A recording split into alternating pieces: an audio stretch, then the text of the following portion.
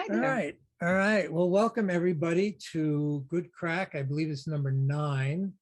And we are honored to have with us Chandni Rodriguez, who's an old friend from us from way back. And we were in the Yoga Anand Ashram together in the environs, and we all studied under Gene Kelly, who and if you don't know by now, because we haven't done a Good Craic in about 11 months, I believe, that Gene passed, I think it was early June. So it was a big loss for all of us. Yeah. We were all, we were all still, even though we were all friends, we were all students of Gene in some way, shape, or form. And, and his passing is a great loss for us. And as far as I'm concerned, the world, So do you want to introduce Chandni? Chandni, dear Chandni, we go back so far. Chandni's mom was Gurani Añjali, and she started the ashram that we all attended and owe so much to. And now Chandni has taken up the mantle of her mother's work. And what year was it that your mom passed? 2001. Oh, wait, okay. That far back. And the ashram began, what, 72? 72. 72, okay. So Chandni grew up in the house of the guru. And because of that, she understands yoga from the inside. She understands it natively, as Gene used to like to say. That was a phrase I learned from him. And it just comes naturally to Chandni. So in more recent years, Chandni's actually gone to more formal learning. Is that right, Chandni, of the sacred texts? But really in practice and embodiment, you already have it all in you. Now you're just learning the details, how to impart the system itself and how it all hangs together and how it works. And Gene was helping you with that. Maybe, yes, maybe Chandni can kind of talk about what she does now and, where she is and, the style of yoga that you. Hot yoga, hot pants yoga. Really, hot rod yoga. Hot rod yoga. Well, I want to first say, thank you for having me. Really, it is a big honor. It is really a big honor because we all shared Gene's life, or also known as Yogi Anand Ashram. And it's just nice to talk about a teacher. Yes. To give homage and honor and respect, because teachers that share sacred knowledge, I mean, to have been touched by someone like this, phenomenal. Yes. And I do want to correct something, that you did say, Krys, kindly. We all are always residing in yoga, natively. Native. Okay. And then as we grow and we see a yearning in our heart, then we start learning. You need that moment where, oh my goodness, what is going on? Even for myself, growing up with my mother, growing up in the ashram, I was 72. I was about, 13 years old, give or take. So I grew up in that environment, but it took suffering to make me study, to really study and to learn. That, that was the beginning of me wanting to study. And I was so happy that Gene was able to answer questions that were critical questions. Oh, he was good at that. He was good at that. Yeah, I remember I was at work. I had worked in the restaurant we had, and it was such a right side of the brain kind of job, creative. It was. Food. Yeah. You would bring the flowers in. Right. I mean, it was just beautiful, and bags of basil, and I was up to my elbows in basil.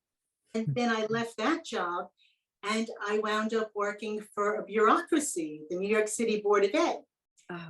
Right. And I went from this wonderful, sheltered, warm, spiritual Sangha into the fire. And it was hard. It was really hard. So, having to face suffering and stress. I had never experienced stress. Like, interesting. I had 5 different schools I would have to manage. I had up to 20 employees. And of course, everybody brings a world with them. Right. Everyone, Right. their glaciers, what they like, what they don't like, their opinions, their narratives.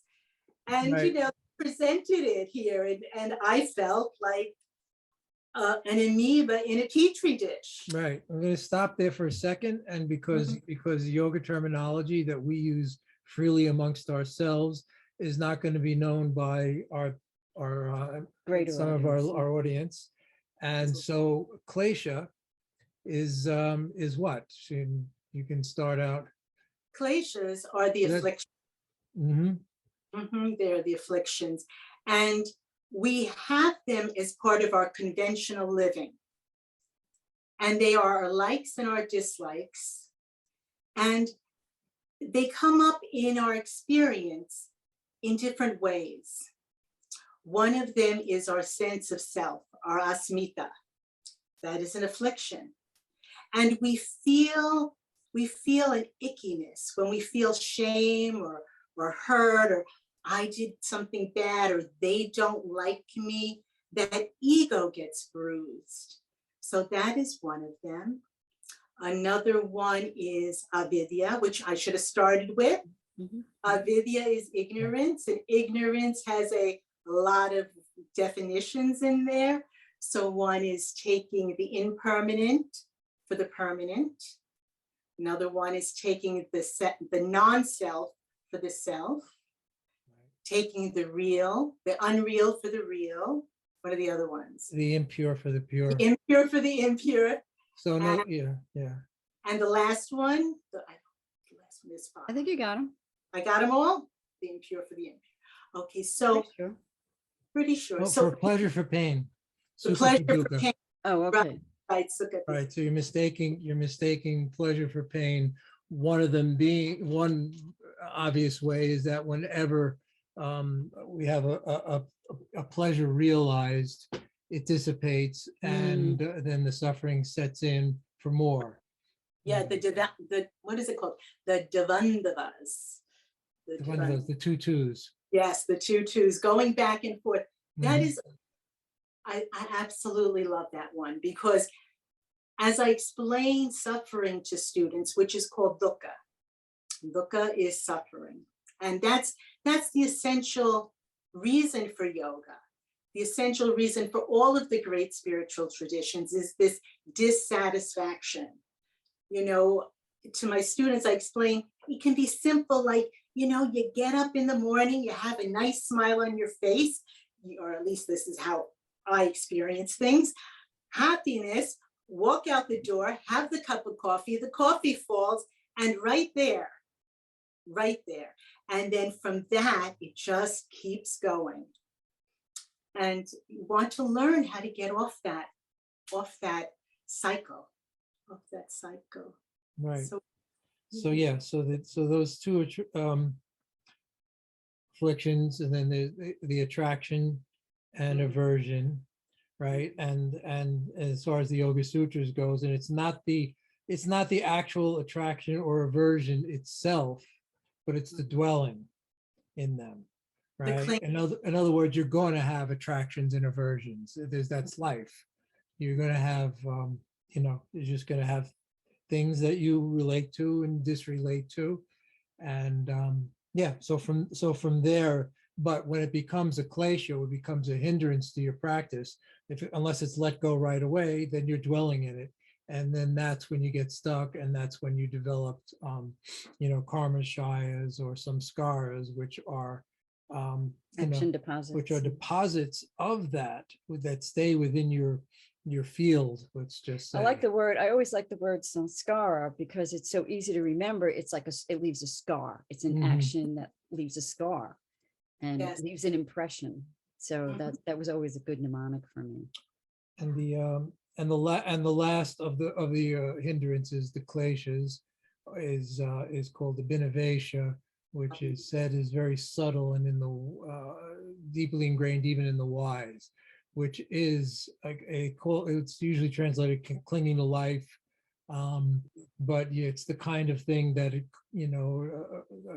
car, you walk in the street and a car jumps out in front of you, you jump away from the car. I mean, it's like an automatic reaction. So, and I think it goes much deeper than that. But I was anyway. able to see a binavesha klesha, that clinging to life, on subtle forms. When I was working, I loved my job. I loved work. I worked at a greenhouse on Long Island, and it was just this wonderful place. And it was like a big playground, and I loved to go there. But I also love to be home, and I don't like getting up in the morning, and I don't like leaving the house. And so I, one morning, was realizing that a binavesha was coming into play in my aversion to leaving the house. I was clinging to life. I was clinging to this current moment, thinking it was somehow going to sustain itself. This one note was going to stay playing forever. And so then there was dissatisfaction in having to leave that, let that die, so something else could be born, so I could move out and be in the world on the way to work, whatever. But there are gross forms of practice and there are subtle forms. And so one of my favorite practices that, I don't know if it was your mom who gave it to us, maybe I was still in your mother's class at the time, of aparigraha. Now, aparigraha is non-grasping. So graha means to grasp, pari means around, and when you put an A in front of it, that's a privative, which means not. So you are not grasping around, so you were letting go. And we were exhorted to give something away every day. And it could be something, it didn't have to be a big thing. It could be even feeding the birds or making a cup of tea for someone, but the movement, the ritu, I always get the ends mixed up, rita. If your hand is always closed or it's always open, it's paralyzed and life stops. So you have to be in this flow, in this movement. So you were to give something away every day and watch your hands as you did so. And we did this for a year. And it had a very deep impression on me. It really helped me to understand how, in order to move through life with grace and peace, you can't cling, you have to let go. And it's not just physical things. So it starts out in the gross with the physical.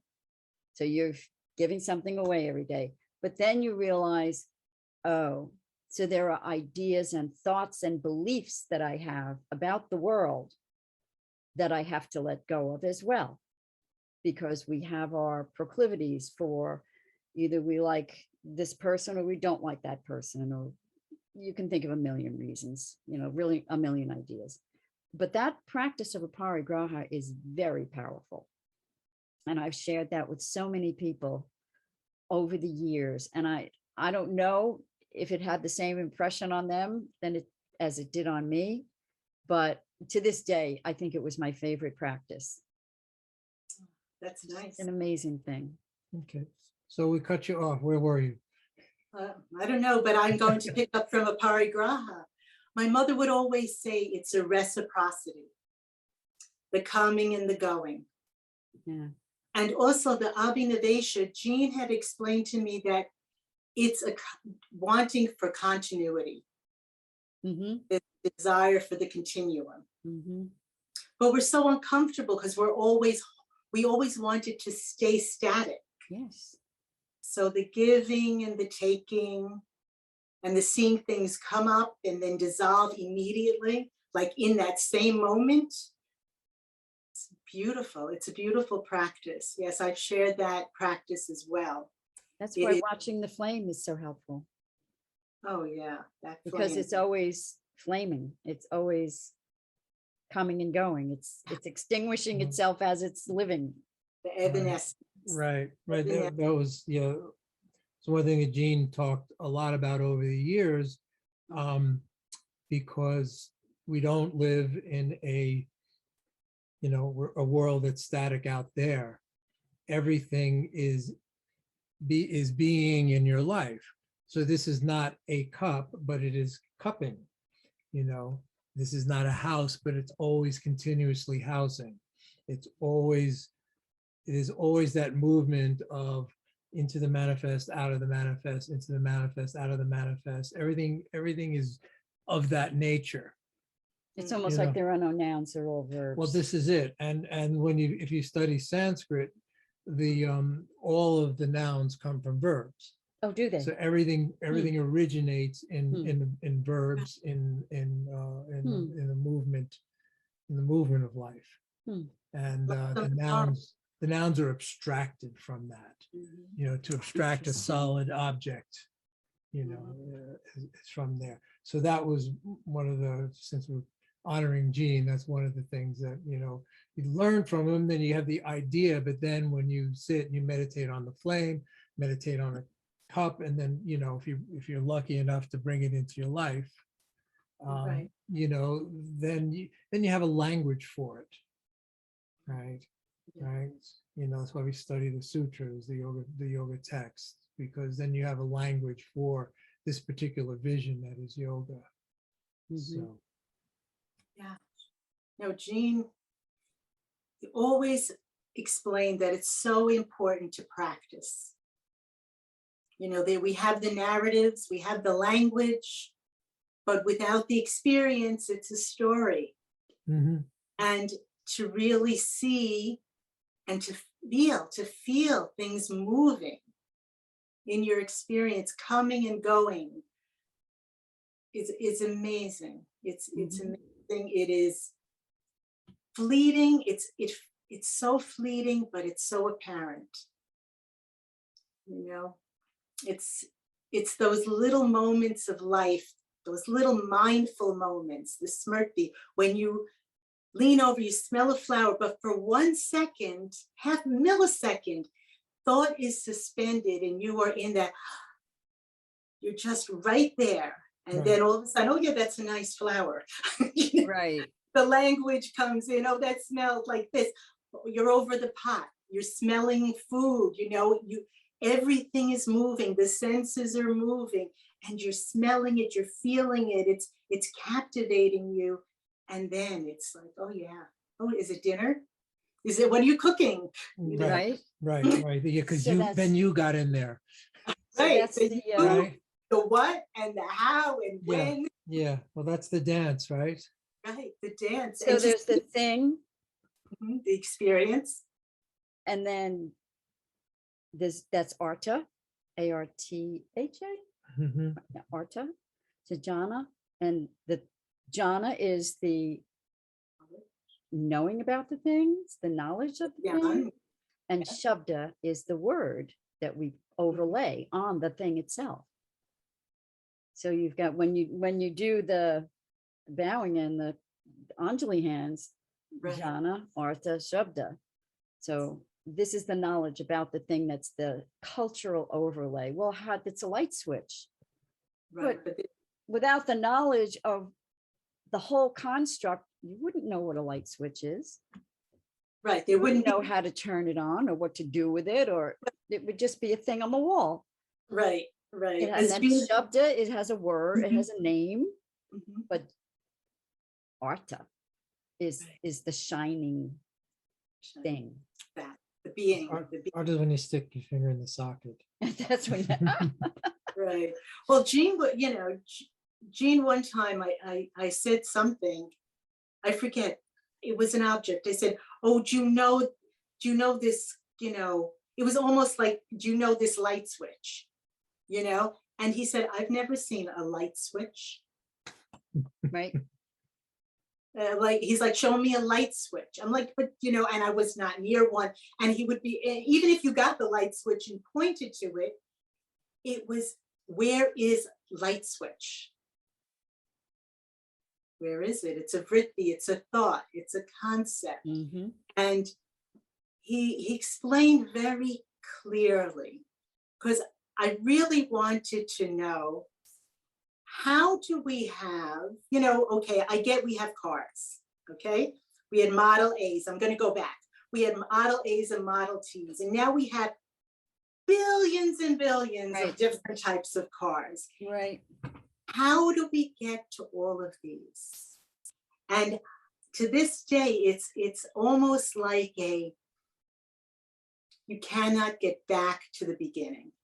You cannot get back. There is awareness, pure awareness that can really not be named. So in yoga, we call it Purusha. Okay, there's many billions of names. Mm-hmm. That which cannot be named. And then there is manifestation. So I was like, why do we have to practice yoga? Like, what's, okay, we have these, we have suffering, we have afflictions. I want to know, and how do we, I sit and I meditate, and I can feel something different. No name. We cannot even name that feeling. There is no name, but there is something felt. Now, in the sutras, they say Purusha resides. You reside in the Purusha. You reside. Okay, Purusha resides in itself. I forget which one that is. Number 4, I think, something like The that. seer abides in its own form. You're right, in its own form. So here I can feel that. But now, how do we live? How do we live? Because we live conventionally. So Gene explained explaining to me, he said, we have this wonderful experience. We know. Once we know, we know. Not the knowledge, not the words, but the experiential knowing. The ground within, without, we know. And then we live in a world of narratives. We live in a world, we have some scars, we have past impressions, we have relationships. There's a multitude of individuals, and these are the multiplicity of Purushas. Everyone is with us. We're experiencing each other right now, thanks to Zoom. So he says we move from our conventional life, and we can move between them. But it is the knowledge of all the difference so that we are able to ride the waves of life. Mm-hmm. That we are able to navigate, to know when we feel like hurt or something, we know that that's asmita. We know that we didn't like that that's an affliction, So it was wonderful how he was able to clarify that so that you can live in awareness, even though you are living conventionally. And hopefully you can mitigate some of the suffering that would be a byproduct of samskara, that would not be, that you were not aware of.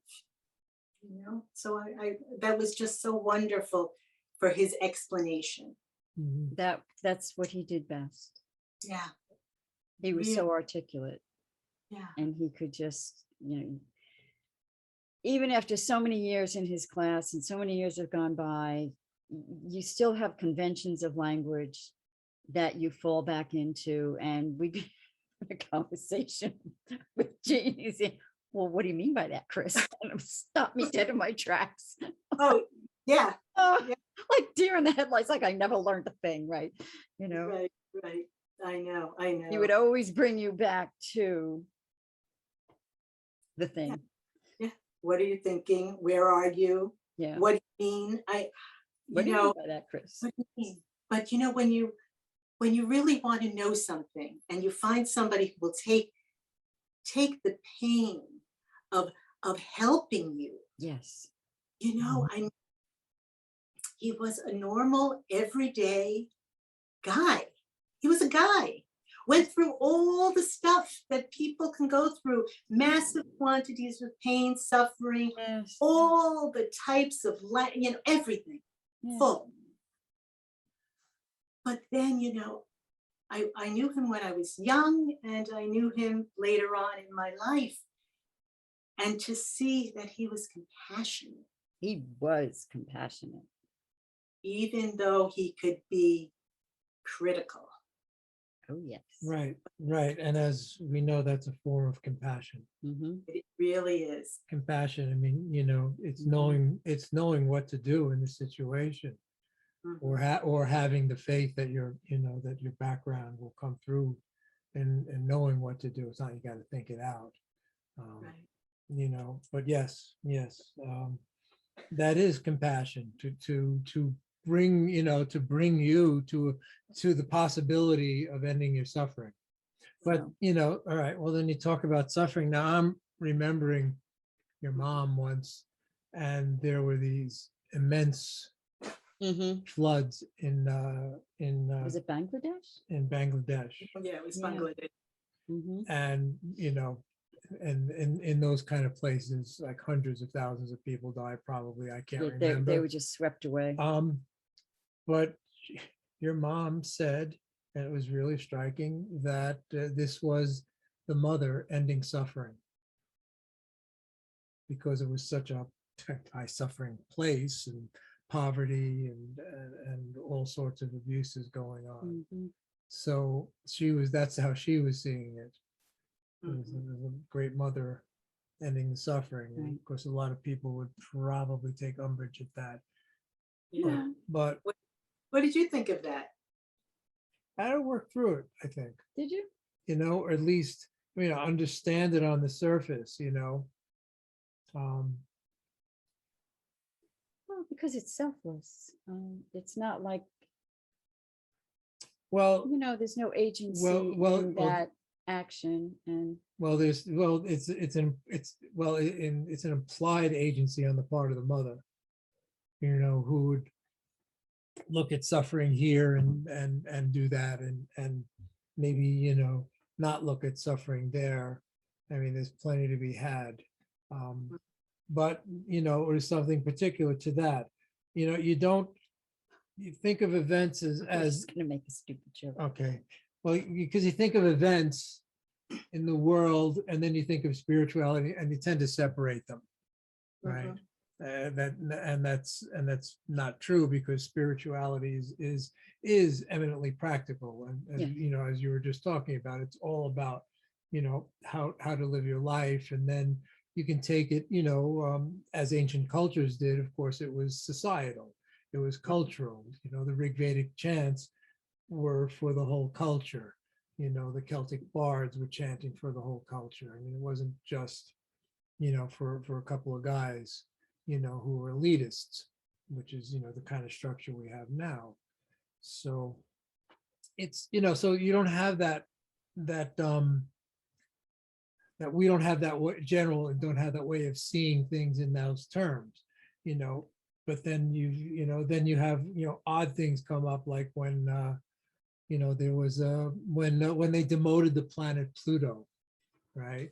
There was a plutonium leak like 3 days later, someplace, I forget what place. There was a plutonium leak. I don't know where it was, but I remember hearing it.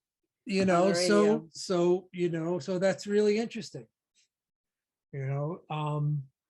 These sort of things, or the explosion and on the pipelines that are getting Nord used Stream. right now, right? But you think of you have to think about the chthonic underground deities, who are probably not happy with certain things that go on underground. So oh, sorry, can I interject? Yeah, go ahead.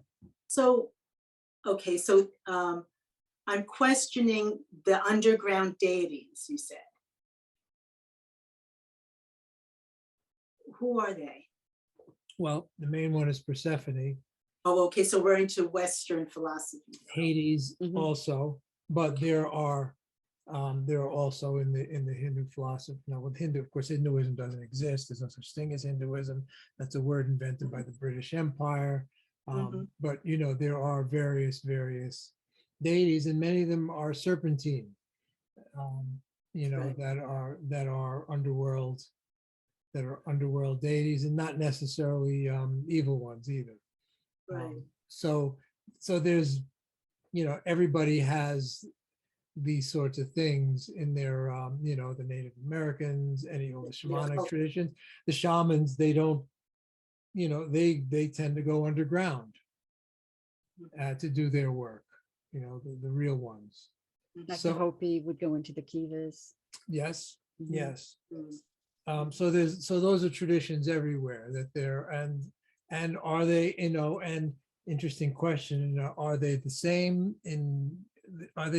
deities, in these various places? And I think they are, because because anytime they communicate with us, they have to like go through some sort of step down transformer. So would you think of the deities as the tanmatras if you wanted to put it into a yoga framework? Like the subtle elements, Well, subtle energies, subtle elements? that would be a way, because the yoga system does not, right, because Like it wouldn't name an earth deity necessarily in yoga, but you would have the tanmatra of Prithvi. That's a form. I don't know if that's, I really don't try to equate those two worlds, the Western, gods and deities with the Indian, deities and gods, because from my understanding is that all of the Hindu gods and goddesses are either Prakriti or Purusha. All of them. When they're boiled down. Yes, when they're Right. boiled. Yes. Right. So the human mind really, and our cultural mind, always has these, we like to have stories, because the stories are easy to tell different themes to our children and to pass on a culture. So part of all of these Hindu gods and goddesses is a story of a culture, but that's a conventional life. And then, we thinking about them in terms of our own conventional narrative brings that, kind of takes away from the real purity of them as being Purusha and Prakriti. Mhm. Being Purusha, the one, the infinite, and all of manifestation and the force of manifestation. So, when I speak with women and men that are from the Hindu tradition, they're always saying, oh, this is one, they're one. Oh yeah, this is the mother. It's all the mother, That makes sense. And to go back to my mother saying that, this big flooding of Bangladesh was the mother. It was the force, that movement, the letting go and the receiving, just the flow. It is just the flow on a larger scale. And for us, clinging with our world views of, these are people and yeah, they're suffering, we get, oh my gosh, she said that. But really, when you start looking at your experience as coming and going at the same moment, destruction and creation at the same moment, this isn't terrible. It's only terrible from the lens of a conventional mind, where we want good, bad, oh, these poor people. It's a selfless movement. Yeah, it really is. And it is the Rita.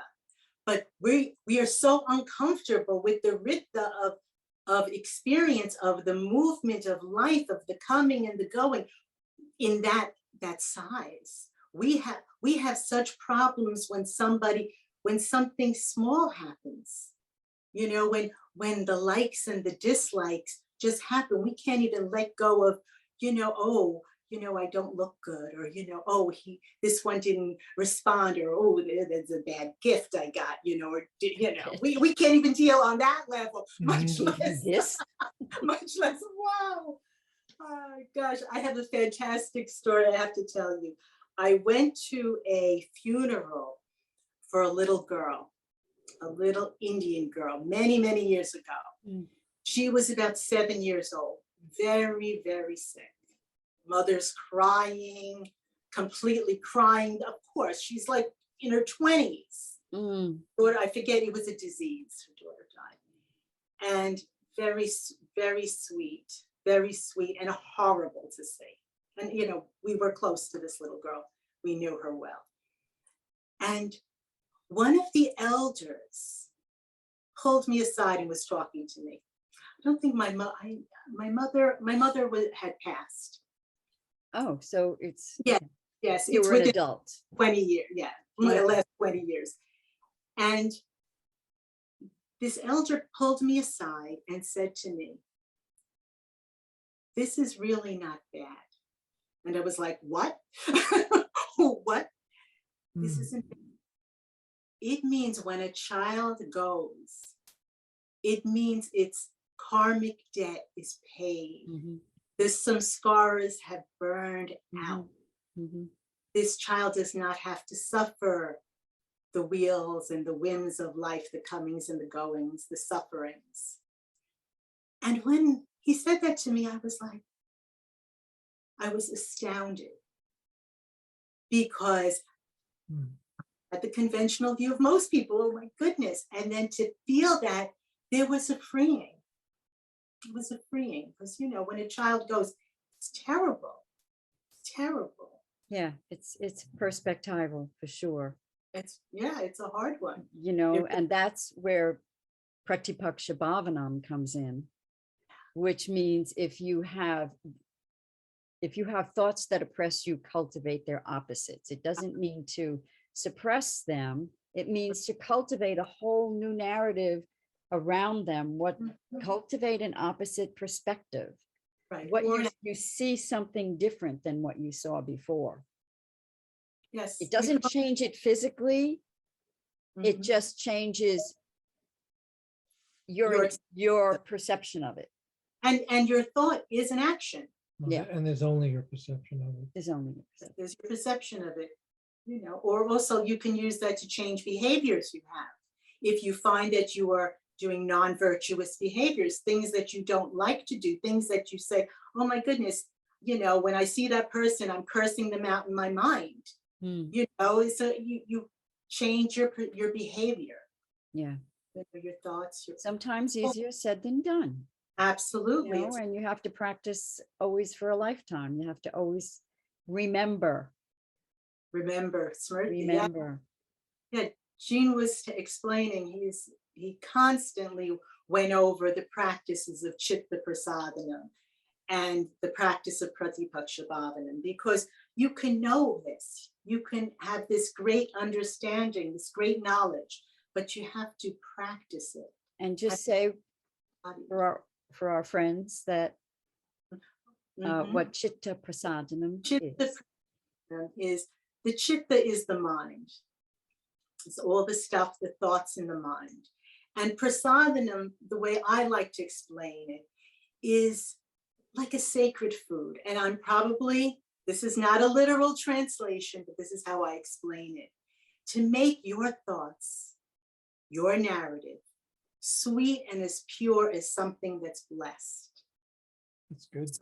So that since we live with our thoughts, with our narratives, with our words, through our language, and we want to really work with that, because through our own narratives, our world is either very sweet and gentle, like you have that wonderful saying, beauty is not a luxury or something. It's a necessity. Beauty is a necessity. That's a beautiful thing to have as a mantra. It makes life beautiful, and it brings that out in you. So the practices of Chitta Prasadanam start with what is known as Maitri, which is loving kindness, being kind, not only to others, but to yourself. Mm-hmm. So when you are mindful, use practicing smriti, remembering to do this over and over, it becomes what is known as a samskara, a memory in your own subconscious. So that the next time you are acting or you're in a circumstance, that all of a sudden you are going to move from that. So that is the first one, Maitri. The second one is karuna, which is always considered compassion. It's a very heart-centered practice. Being compassionate to others is being compassionate to yourself. Mm-hmm. When you're compassionate to yourself, when you can forgive yourself for your shortcomings, when you're like, oh, you get yourself off the hook. We put ourselves on the hook over and over. I should have, I could have, I would have. We beat ourselves up. But when we're softening to ourselves, then we can be soft to others. And right there, what comes after that comes that kindness, that love, that open-heartedness just flows out of one. The next one is mudita. And mudita is just, wow, when you see something that is like, wow, somebody did something wonderful and you are like happy, but you're not happy for yourself. You are selfless. That joy, that spontaneous joy, that, oh my goodness, how wonderful is it? Just enlightens your whole being. Beautiful. It's a beautiful feeling. When you see somebody do something, it just pours out of you. It floods. Yeah, you're flooded with it. Mm-hmm. It's wonderful, wonderful. And to use that as a practice over and over and over, and to direct, you're really self-directing. You're putting down seeds into your background, into your subconscious. You are laying it in the present moment through the mindful behavior that you're doing. You're having a desire. We have this tremendous desire for peace and happiness. Easy to do with children. Easy to do with children, yes. Yes. So Diana, our niece Diana, she has a little grandchild. Mm-hmm. And this little one, just to look at him, he's so joyful. Mm-hmm. You're joyful in his joy. Oh, absolutely. It's just like your heart is just opened immediately. Comes through even on pictures since we've never met him. Yeah, you showed me pictures. Yeah. And this little one, he's just like, well, he just thinks that this world is just like the greatest place he's ever found. It was like, this is just great. And it's contagious. There's a contagion of joy. It's just you're wonderful. Happy for his happiness. Yes. You're happy when, and when you start becoming sensitive to that, you start seeing it more and more. Yes. You start seeing it. As with anything, sure. Yes. Sure. And the last one is upeksha, which is equanimity. And when you see something that's not virtuous, when you come into a circumstance where you just feel like, you feel bad, your heart feels heavy, or there's arguing, maybe somebody's arguing at you, with you. And you see these behaviors, or you see, people that you think, what are they doing? You're just like, what are they doing? And you maintain an evenness. I usually go into my breath immediately, because usually something like that gets that fire going. You want to go into battle for, whatever, you pick a side. But if you adopt an evenness, you adopt it from the understanding that what you see in others, you have in yourself. You can only recognize something you know. So in recognizing it and holding to an even temper. Now, that's not saying if somebody's doing something horrible, you know, I'm not going to say here that you shouldn't try helping somebody that's getting hurt. I'm not going to, that's not what we're saying. What we're saying is that try to remain even within yourself. Right. Bill, you must have, you know, you're on the field, you know, you're alive, you're right there on the ground. You see something, there's a responsibility of action, but how we do it, that evenness, that is my favorite practice. Jean would often tell the samurai story, which is the samurai, and it's his duty to serve who he's serving, right? You know, selflessly and all that. And someone killed his master, and so he was duty bound to kill the person who did that. And he chases him, takes him years to finally corner this person. And he draws his sword, and the guy spits on him. And he sheathes his sword and walks away.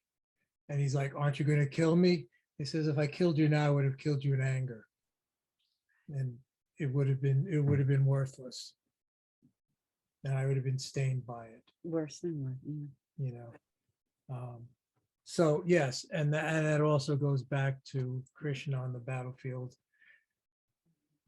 in the Bhagavad Gita, Yes. where he's has to fight, but it takes him the length of the Bhagavad Gita to learn how to fight with that equanimity, because as Krishna tells him, by me they're already dead.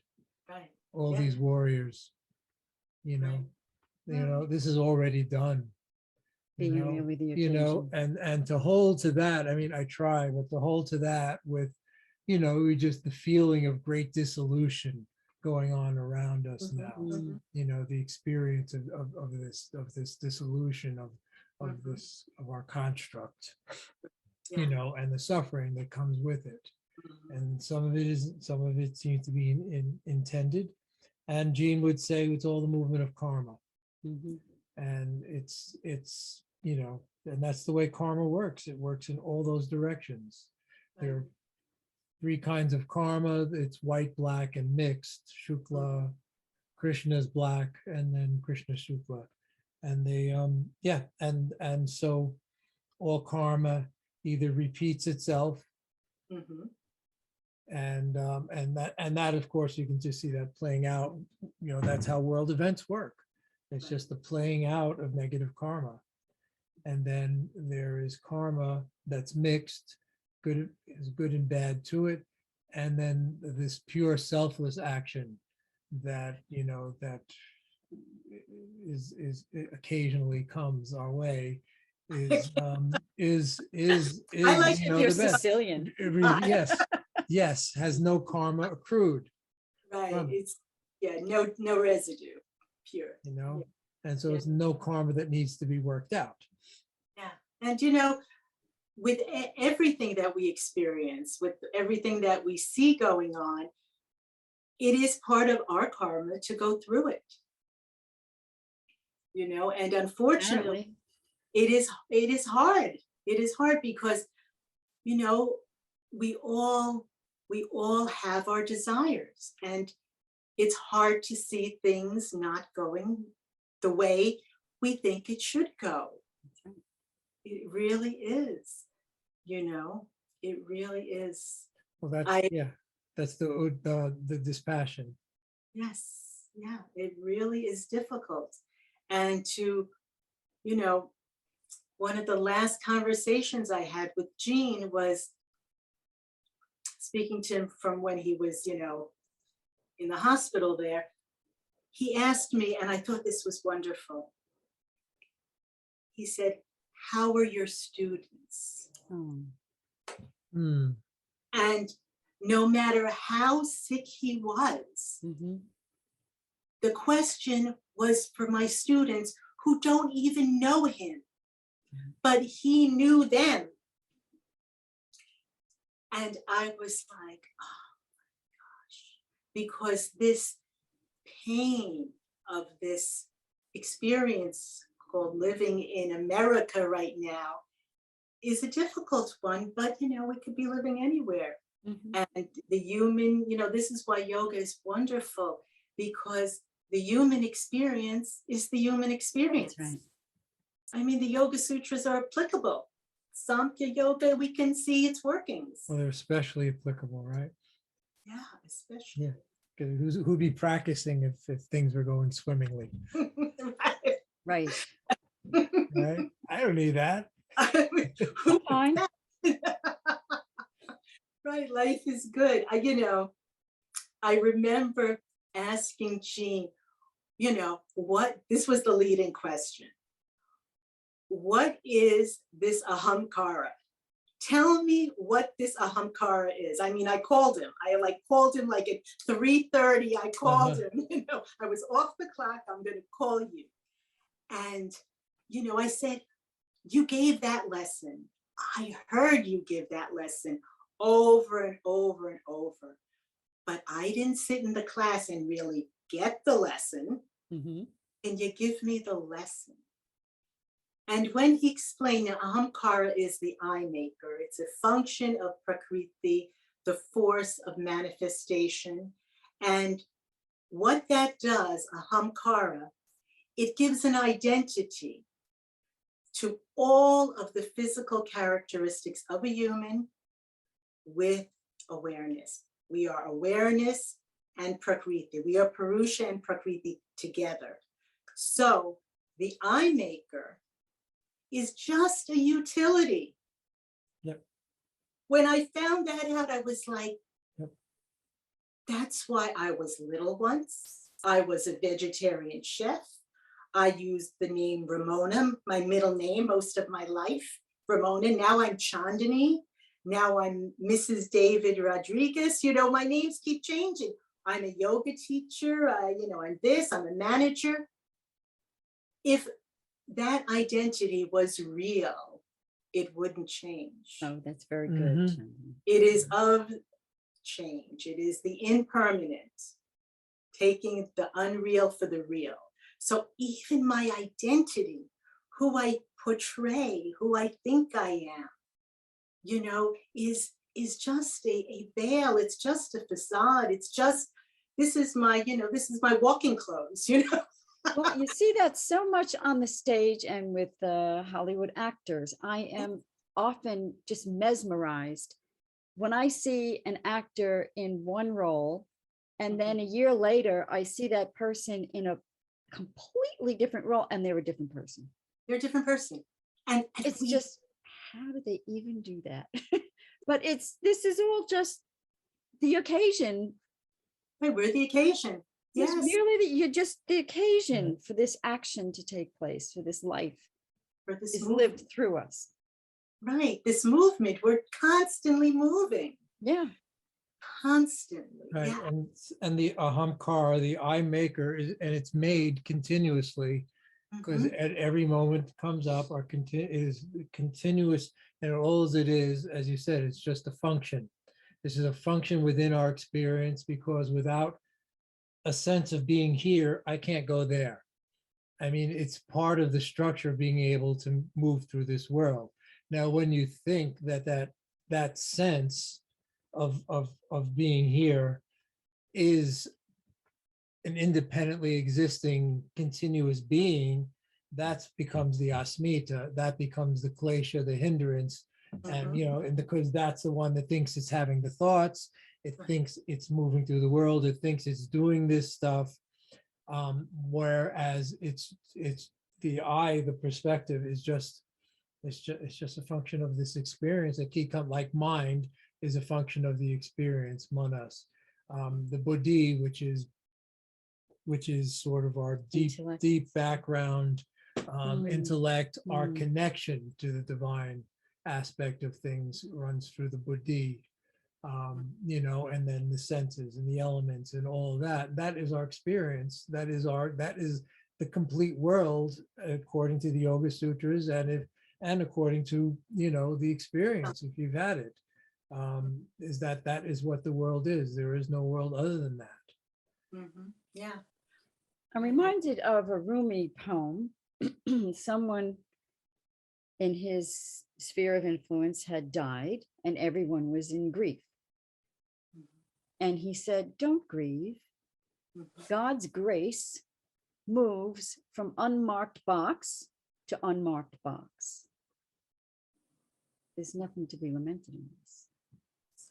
It's sweet. It's just so beautiful. It's so succinct and eloquent. And it's just, it brings you right there. It's like, this is an unmarked box. And there's this life moves through. Awareness needs, like conscious awareness needs a body to live in. Everything needs a body to live in. And you're just a vehicle for all of this action, for all of this movement from time immemorial. And we are the vector point of the entire past of the whole human organization. It's just like you're the tip of the spear. That's it. You've got the entire experience of the human being, and all the animals, everything is right here. Right. I know. We're like the flower. Yeah. Yeah. Go ahead. Yeah, well, Gene. I know just to that, Gene gave us a practice once. He said, yes, because you can inhabit previous worlds. And so one thing, so he said, like, for example, in the medieval world, they saw the sky as a dome. And if you work on that, you'll find that inside you. You'll find that old, and I did, and I worked on it, and sure enough, it was the sky was a dome. So you have all those paths still living inside you. And and in Greek, the word for truth is aletheia, is to not forget. Lethe is the lake of forgetfulness, and then A is to not. So truth means to not forget. Truth is remembering. Right. So there's samskara. There's some scaras we have. That's right. That's right. Really, really nice. Yeah. It's a beautiful system. It's a system. Definitely a system. You're going to say something? No, it's just, it was just a short lament that it's just, but this is maybe, whether you want to go to the Kali Yuga reasoning or what, but the fact is that, when we used to go to the ashram, we would see the church parking lots, overflowing, and there would be, whatever, 18 people up, meditating on the cold floor, and, getting what we thought was, and I still believe and know that it was a real education that is possible. And that is really a human birthright that it's been slowly dissipated and denied and covered over and all that, and it was true, and we had it in the West, but then we lost it, and we had to go to places like India, and they went to the Zen and what have you, in the 50s and 60s, to try to find it, so but I was just remembering that lament of you just what did you say about Gene, that you felt that he knew you, right, that he knew us? Here's someone who knows you, like yeah. on this deep level of he knows you, right, and because it's not a casual knowing, right, and that's because, and we understand that because he knows the aspect of us that we've been talking about, right? It's not like, I know Steve, he likes chocolate better, than strawberry, all that shit. So, but because he knows, it's like a it's like a knowing it's like the morphic field of knowing, I guess, and it's just, sometimes it just feels a little alone, walking this world. Yeah. So I remember years ago, I had bursitis in my arm, and I was going for acupuncture treatments. and it was not responding. And so the next treatment I had, the practitioner said, we're going to try something different today. I'm going to put electrical impulses on the needles. So I said, okay, that's fine. She said, it's just a mild electric current. It's not, anything uncomfortable. So I said, fine. So she put them in and she hooked up the electrodes. And as we're talking, she said, funny, she said, I had a big bruiser of a truck driver come in here, and we did this treatment on him and he passed out. So I laughed and I said, I've never passed out in my life. I don't think that's a problem. Don't worry. Famous last words. So I started to get very thirsty. My mouth was getting dry. Can I have a sip of water, please? So she got it. And then a few minutes later, mouth was really dry. Can I have a little bit more water, please? And it was this working on me. And then all of a sudden, I said, you're going to lose me. I'm going. I started to pass out. I went on electrical overload, and she pulled all the needles out, and out I went. And then I came to pretty quickly, and well, that was interesting. But something must have happened electrically in my body. That evening, we went to the theater, and the movie The Whale Rider was playing. And it was this very beautiful story. Was it the Maori people? Or? Yeah. Okay. And in their culture, the Maori people have a particular young person who takes on this sort of a shamanic role in the tribe. And it's usually a young boy. Well, they didn't have a young boy. This family who was in the shamanic lineage only had a daughter, and they just ignored her as being any possibility. Turns out she was the one. She was the one, yeah. And the test of that person is that they can ride a whale underwater. They actually they're in the water, they're in the deep end of the water, and they're on the back of the whale, and the whale goes underwater and they ride underwater. And it was about the struggle of this tribe of people to hold on to their traditional life. And this was very emotional theatrical production, right? About these people and their struggle to hold on to what they had. So I'm watching that. I'm sitting in the theater and I'm watching this young girl on the back of the whale, and she's underwater. And all of a sudden, and I know it was from the I know it was from the acupuncture, I started to think, oh, look at this. Here we are, all these modern Americans worried about this tribe who's loving their tradition and, on the brink of losing it. And I was like, hold on a minute. They're not the ones that we need to worry about. They know what they have. They still have their tradition. They know what to hold on to. We're the ones who need to be grieved for, because we don't even know what was ripped away from us. We have already, it's a fait accompli. We've been ripped out of our matrix. We don't know our sacred origins. And with that, I started to cry, and it just came from the depths of my soul. I was weeping for Westerners who don't even know their origins. These people are lucky. They remember. We are walking in darkness. I had to get up. I left the theater. I went outside. I sat up against the building on the sidewalk and sobbed. And it was just this absolute devastation at what we had lost, the connection, and what's been just so brutally beaten out of us, and how many people have lost their lives to try to defend something that is totally gone, totally gone. And Peter Kingsley, when we worked with him, Peter and his wife, Maria, he's of this Western tradition. And he talks about the pre-Socratics, which, God bless Jean and Sal, they're the two who taught us about the pre-Socratics, those who came before Socrates, and in particular, Empedocles and Parmenides. And Peter Kingsley always talked about how these men were healer priests. And Jean and Sal both said, yeah, these people were healer priests. They were yogis. They were mystics.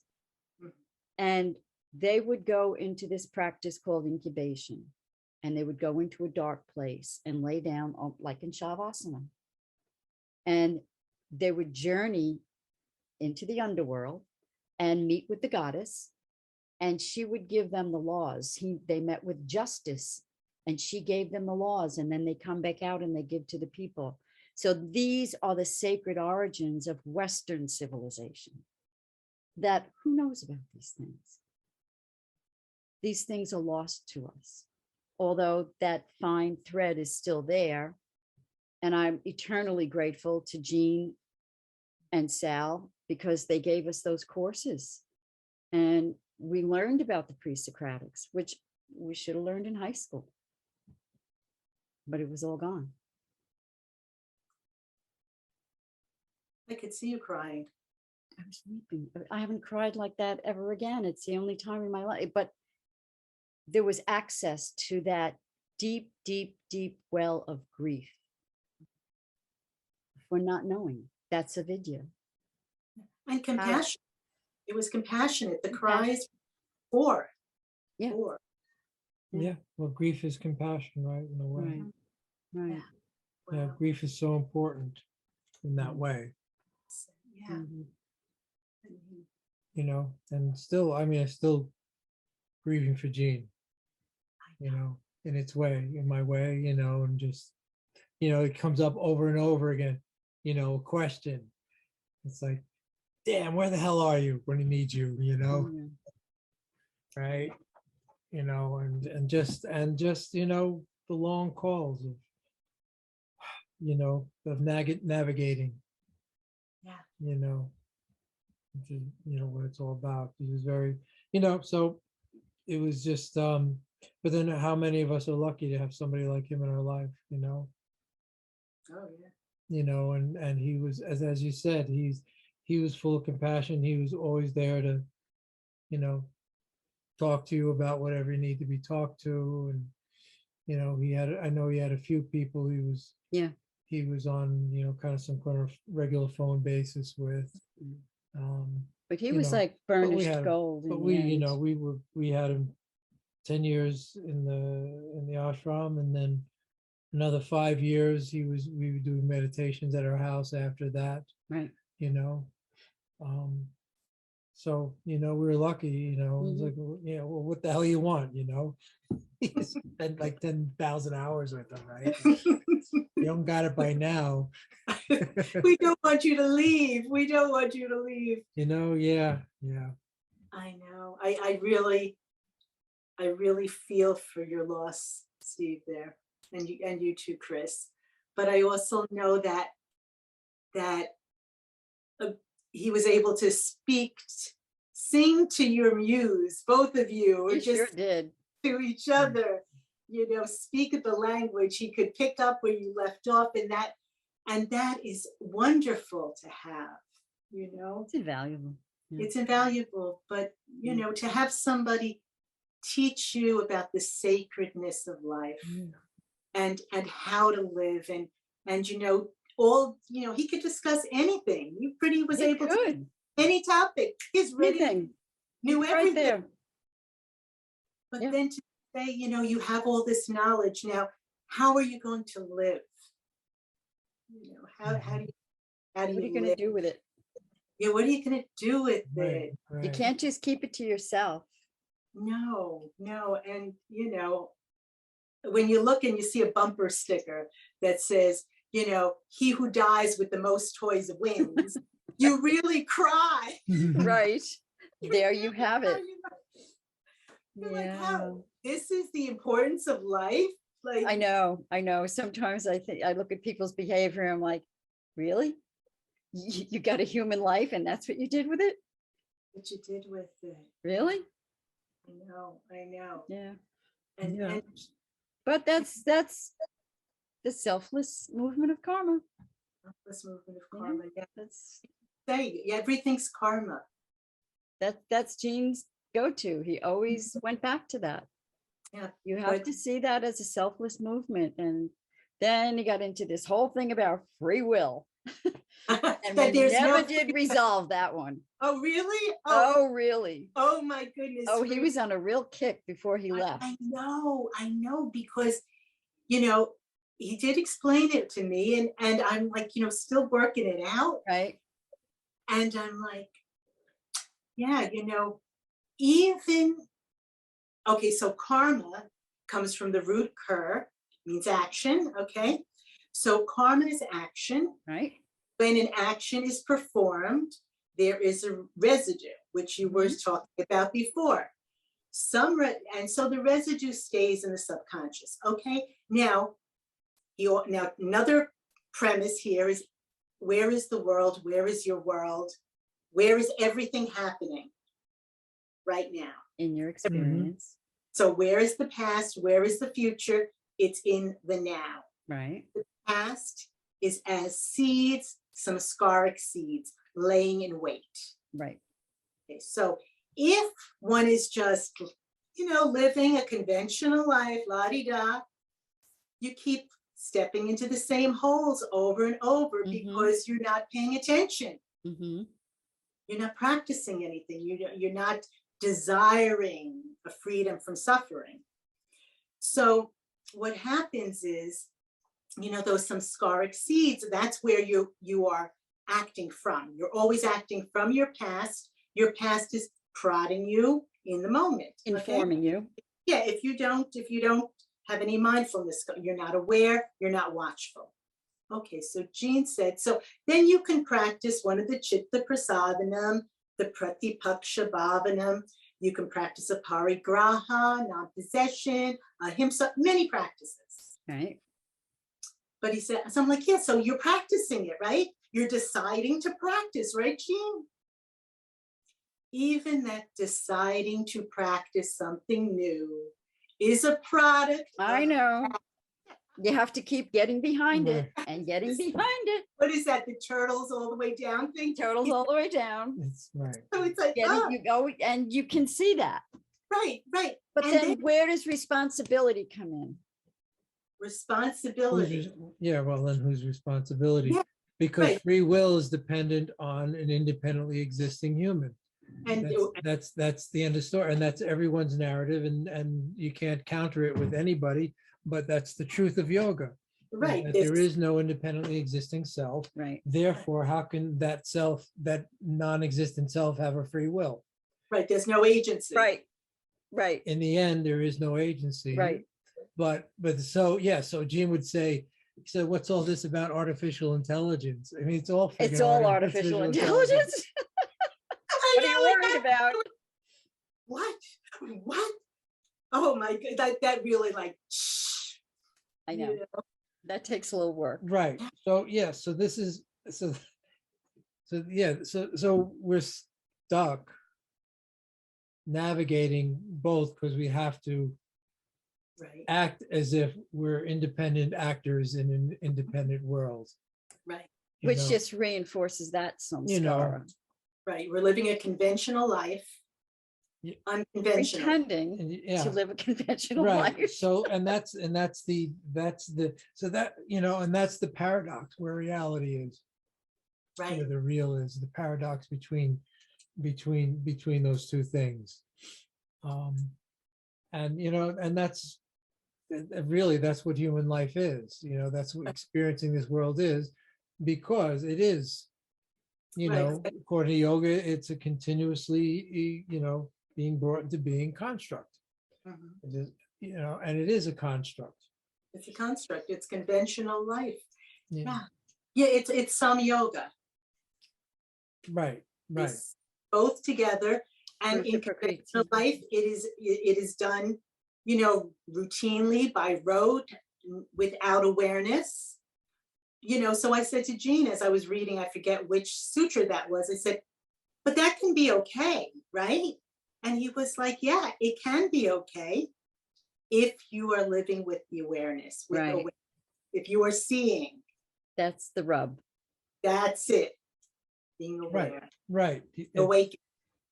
And that's what, yeah, I mean, who knows what's after this, if anything, or, what karma means after death, Right. or nothing. I don't know. Certainly So, the Indian tradition of reincarnation is very strong. And of course, it was in Greece before that too. And in fact, it was even in factions of the early Christian church until they voted it out.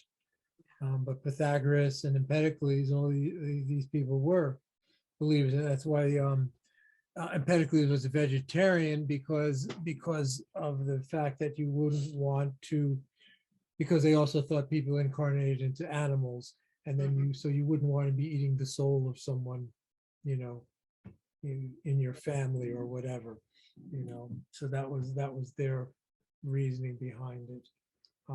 But in all the years we were in the ashram, your mom never once talked about reincarnation, ever. Or I did ask her once. Mhm. Only asked her once. And I said, so what is this, Ma, about this reincarnation business? Please tell me. She said, one line, when I go, your hand will pick up where mine left off. Yeah. I think it's the Yeah. rhythm. Yeah. It's just flowing. I think Everything so. just flowing. I see it as one of those telescoping eye, like Right. telescopes, Right. Right. that telescoping thing. It's like, just think about it. Yeah. The infant comes out from the mother. Then it has child, and the next infant comes out from that mother. It's like a telescoping If you go line. right, if you go with biology, but if you go with the movement of experience, here we have all of us three with we're flowing together. So there is a movement here too. Right. Good. And yeah, and Gene, and I posed it to Gene once about, he said the Buddha, and I don't know where he got it in the Buddhist canon, that the Buddha was asked, well, if there's no self, what reincarnates? And he didn't seem to want to answer, but eventually he said karma. So we're back to karma again. Karma is what reincarnates. Right. Yeah. Well. As he would say, karma is always looking for a body. Right.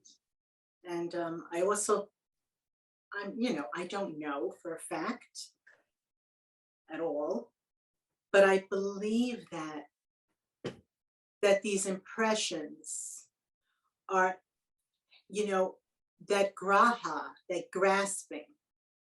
I know that the Hindus, when they are lighting the funeral pyre, after the body is burnt, there is one of the family members cracks the skull.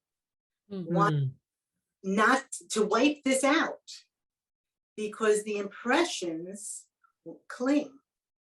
We want no clinging to the body. So the nicest thing the family can do for that person who's gone is disbursement. Yeah. Sorry, I'm coughing. I'm really sorry.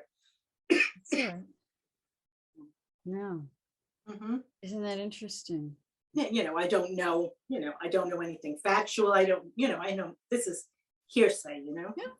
We Probably don't know. accurate. Conjecture. Probably accurate. Yeah. Boy, oh boy. To be touched by great lives. I'm so glad we're having this. We had this together. So happy. It's very good. It's honorable. Dedicate the merit of us, being the occasion to share this. This is wonderful, meritorious action done. Speech, sharing.